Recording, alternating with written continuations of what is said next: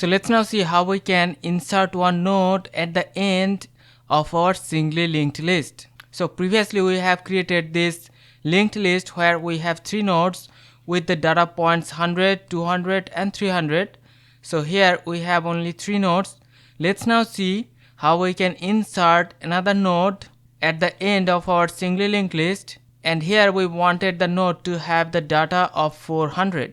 Now here to insert this new node at the end of our list, the logic is that we're gonna use one temporary pointer which will start from this head node to traverse all the way to the end of our linked list where the link is null. Now once we reach this point, we're gonna create this new node with the data 400 and we're gonna set the link to this new node. So this way we're gonna have this complete new linked list with this added new node. So previously we have created this linked list with 3 nodes with the data 100, 200 and 300. So here we're gonna create one function to insert one node at the end of the list. So let's now create the function void insert at end. Here we're gonna pass the head node, so struct node pointer head, and also we're gonna pass the data that we wanted to store in our newly created node. So first of all we need one temporary pointer, so this will initially point to the head node, and now we have to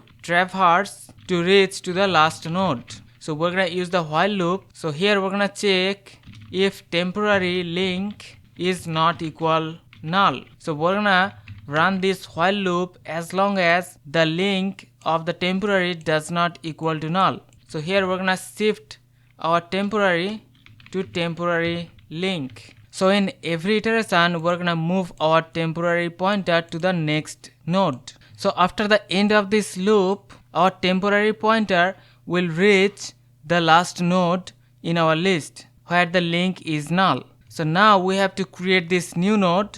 So let's just create that. So struct node pointer new node. Now to allocate the memory we're gonna use this malloc.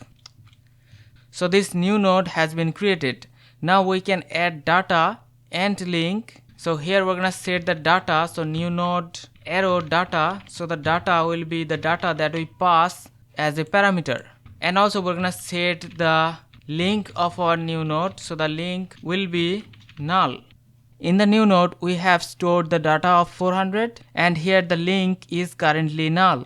So now all you have to do is we have to set the link to this newly created node. So for that we can use this temporary pointer. So here we're gonna set the link to the new node. So for this we're gonna use the temporary pointer. So temporary arrow link, and we're gonna link to this newly created node. So that means our link is set to the new node. This is not null anymore. So that means our list is completed now. So now we can traverse the list. We have to start from this head node and we can follow the link of all the nodes and we can reach till the end of our list. So that means we have successfully inserted this new node at the end of our previous linked list. So here we're gonna call the function insert at end and we're gonna pass the head pointer and also the data 400 because the new node will have the data 400. So here you can see previously we had only 3 nodes, but after the insertion of one node at the end we have 4 nodes, and you can see the new node has the value 400 which has been added at the end of our list. So this way we can insert one node at the end of our singly linked list. So hope you understand the concept. See you in the next one. Take care.